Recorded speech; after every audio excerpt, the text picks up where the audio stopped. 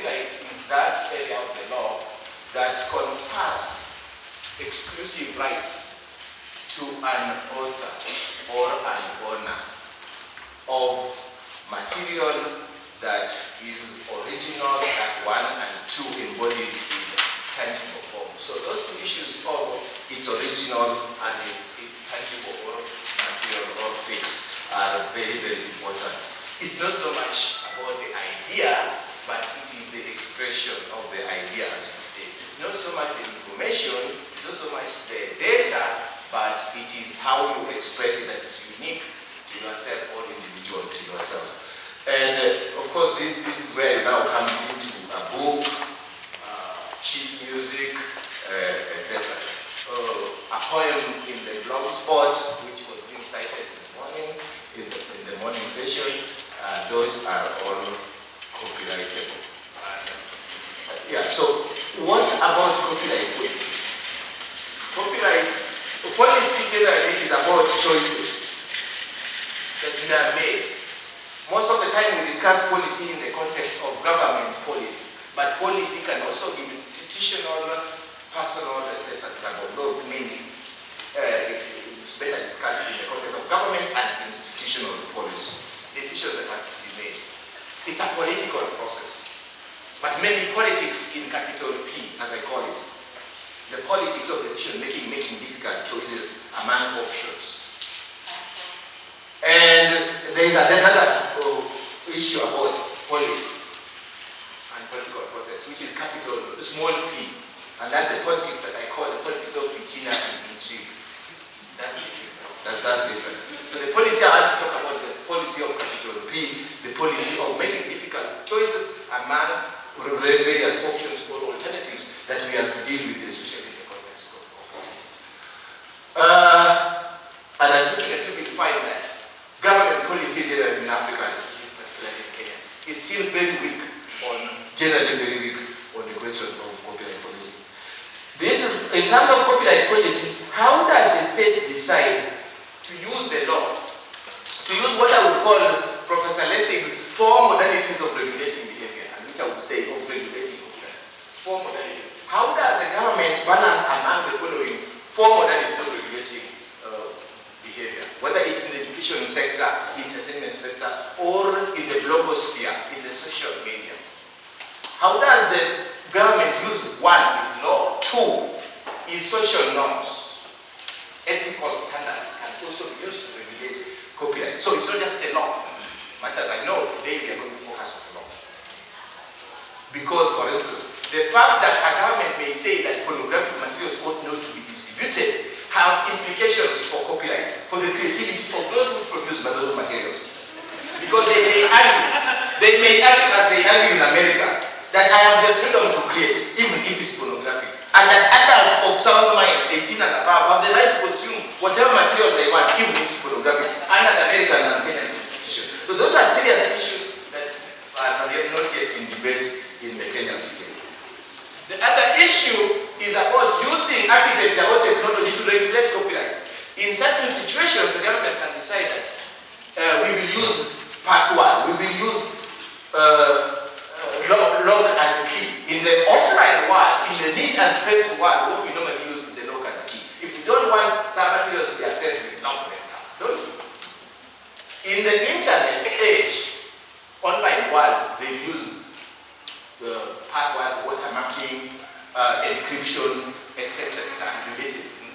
It will still also affect the distribution, the development and distribution of copyrighted materials. That's a debate that I'm urging that we have in this country. Because for a long time we've been obsessed with focusing on copyright law, but not the other issues that all phenomena can also regulate the development and distribution of materials. The last one in the Lessinian model is I've talked of architecture, I've talked of social norms, I've talked of both law. They talk about markets. Playing with the market mechanism as a matter of policy to influence the development and distribution of materials. One stark example that if this phantom project called laptop for standard 1 comes to be, one of the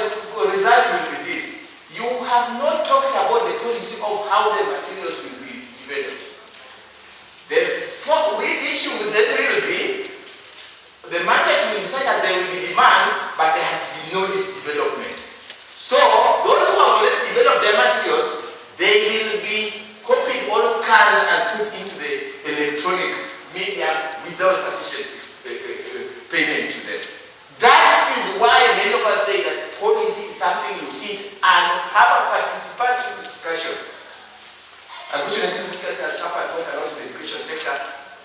When one president said, from next year there shall be 844, and there was 844. Without thinking, making experts think through it. Without how are we going to develop materials? Another one has said, there shall be laptops in a few months, and there shall be. We are not thought through how materials will be developed for this, and therefore creators and scholars stand to lose in this context because no thought has gone through that process and they have not participated in that context. Then, what are some of the sources of copyright law in Kenya? Now that we focus on law, let us get back to what I was mainly asked to do. I accepted the title and moved on to use a Kenyan cliche. So, the sources of Kenyan copyright law and the Constitution. Then, Article 11, 2 is talking about copyright, cultural expression, etc., etc. Article 40 and Article 26 is also talking about issues of intellectual property generally, and Article 260 is saying that intellectual property is part of property.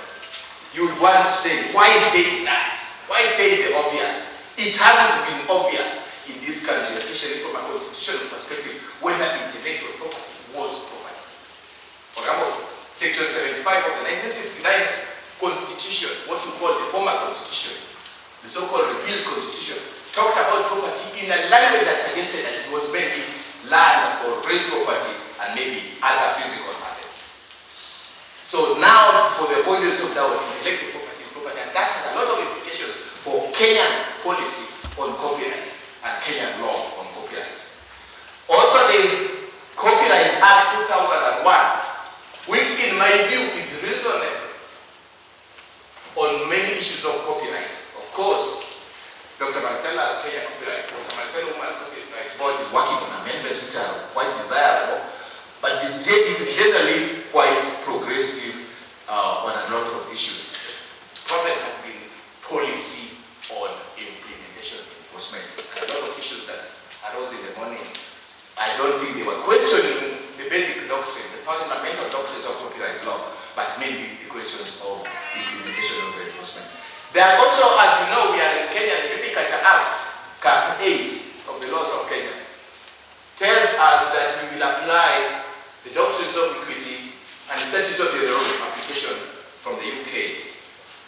So we are expected to apply some of those statutes of general application. And the UK has really moved on in copyright areas, especially to protect the creatives and the scholars and people in related industries. Especially through the 1988 UK Copyright Design and Patents Act, which has been amended so many times since 1988 to cover the digital environment. Of course, Kenya being one of the common law countries, we are expected to apply the common law, hopefully developed by our Kenyan courts. But I can tell you in advance that most of the cases that I've seen coming from our courts have fundamental problems. When we are lucky to get the right answer, the analysis is hogwash. And you might get a right answer from the judicial decision, even if we want to look at the CIPITalk case on artists' work being used in the sketch cards. The answer is probably correct, probably. But the analysis on the doctrine and the concepts is not quite easy to follow in many cases, or when in cases. So there is also international law, treaties, conventions, etc., etc. One of the leading arguments that Kenya really has to address is the TRIPS agreement on trade-related aspects of intellectual property. And my Dr. Uma was telling me that they have already just concluded a process whereby in Morocco and with Tobias and others on the visually impaired, protecting the visually impaired. So Kenya has already signed on, and she'll talk more about that. So the question, how to protect the interests of the visually impaired through brain, etc., because that's an adaptation of our work, etc., etc. So the issue will be when is Kenya ratifying, and so that our pastors living with disability in educational and environmental benefits, and also in the entertainment areas, etc. Why is copyright important? Why should anybody who is serious spend an afternoon on a Friday instead of doing more serious things like taking coffee or tea or wine and sit in a room like this to listen to copyright? Why is it important? Why bother? I mean, copyright is really important because it is expected to, as they say these days, protect and promote the interests of the scholars, the creators, and at the same time to strike a balance in ensuring access to materials. This is the critical balance that we are trying to work on in the open air project. I know many people have focused on access. How do I access written materials? Entertainment, through file sharing and stuff like that, sharing of music, sharing of articles, etc. But I always ask, do you really care how it is developed in the first place? Do you really care about the scholars, the artists, the designers, who spend a lot of time, and that is their only shamba? They don't have 500,000 acres of land anywhere to get anything from. That's their own resource of income. Do we care what they go through to produce this? So it can be through expressions, plays, poems, stories, etc., etc. So that's a very critical balance. So this is why we need to talk about what are some of the key rights of the authors, performers, artists generally, and a whole category of creators who are recognized under Section 2 of the Copyright Act. But I always tell my students that one of the best things that you can do to yourself if you are interested in copyright is to get a copy of the Copyright Act and read it, and especially Section 2 on what is what. What means what? Who is an author? Because sometimes you ask somebody who is an author, they answer as if author is only the author of a textbook or a poem. They don't know that a photographer is an author as far as copyright law is concerned, etc., etc. Because I always say that copyright is not a system that many times is logical. It is the result of so many compromises that have tried to be made. So there are so many difficult terms there that have to be reconciled. And luckily for us, the Copyright Act is written in English. It's not written in legalese. The way the Act stated.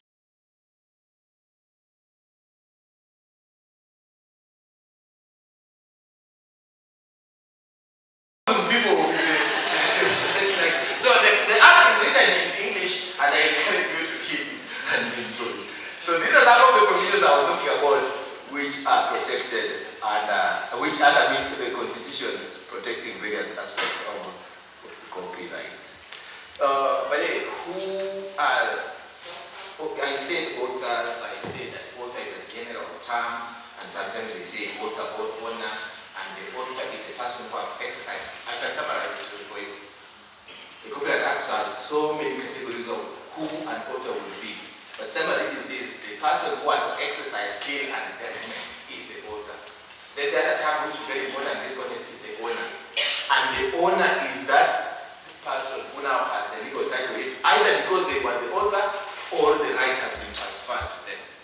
So that the legal one. So that is really, those two terms are very, very important.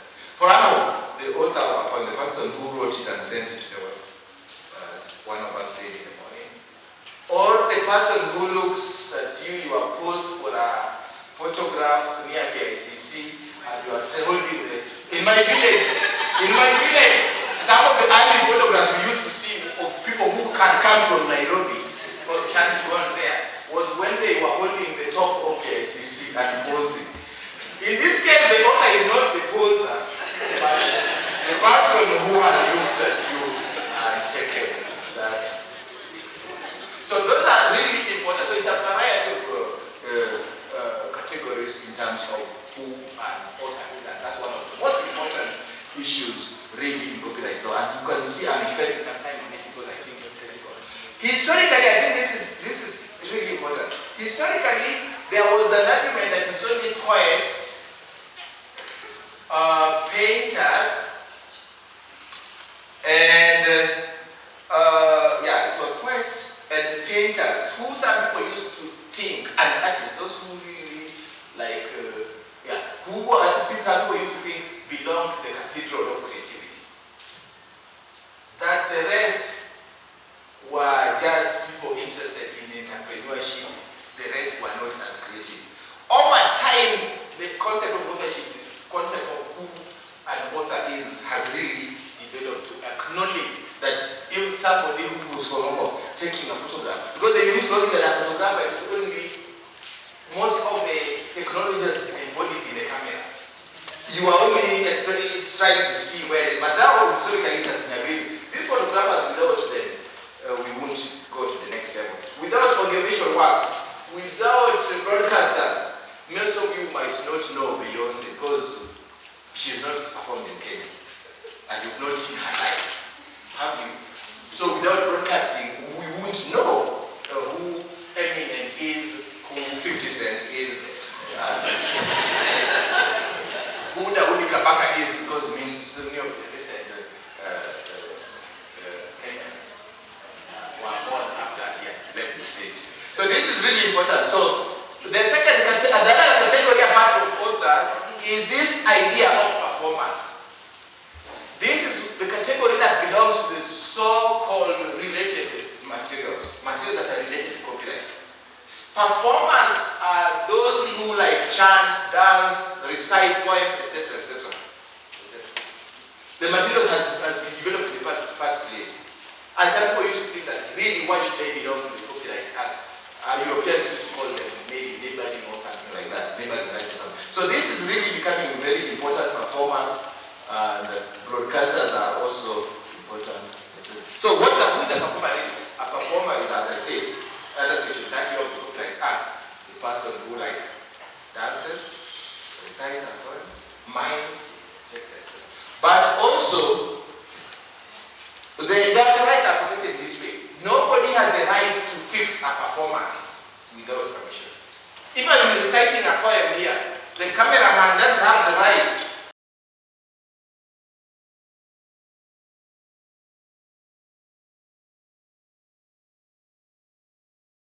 to the photograph from a copyright perspective.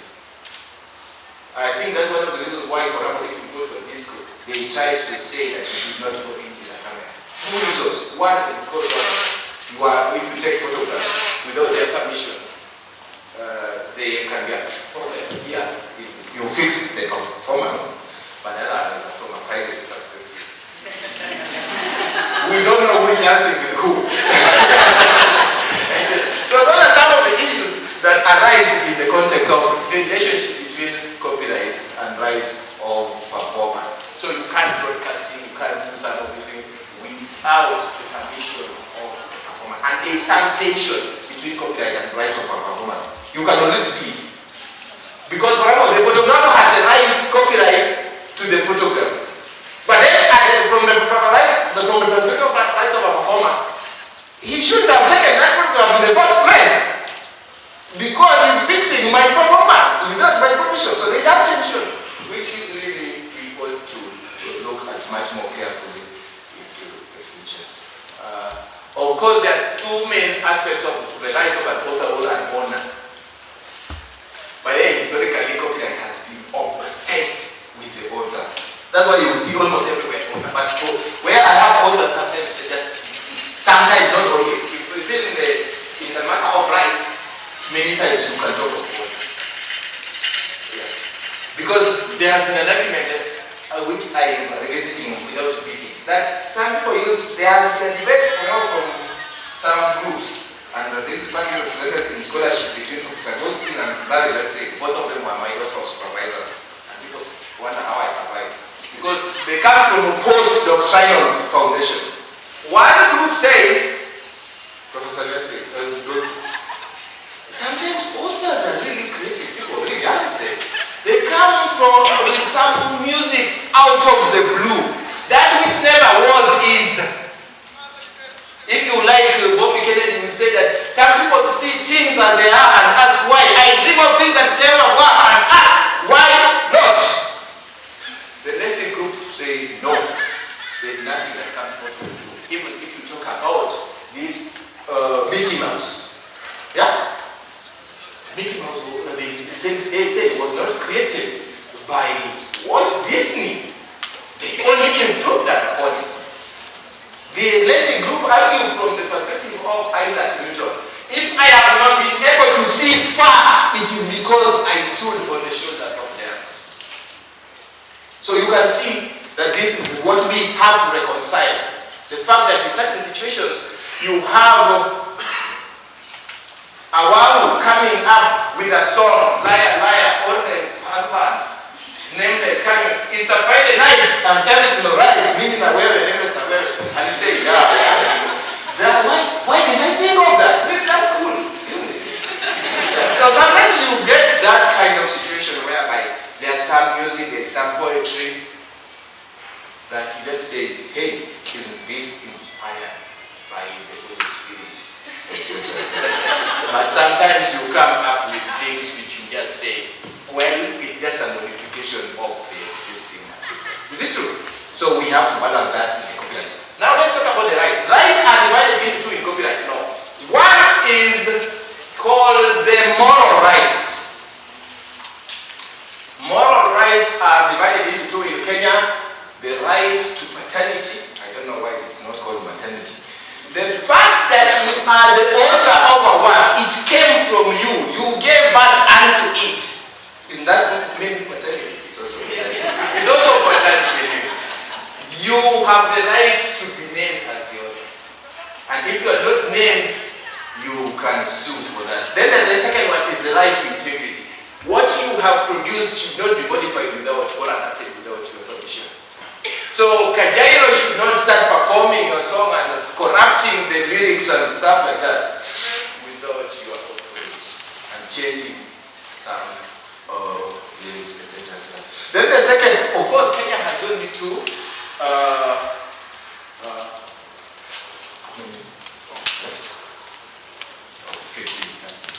I will be fine. Okay. Then there is the second one is economic rights. Economic rights. Oh, did I say that Kenya has only two moral rights? Categories of moral rights. Let's make that again.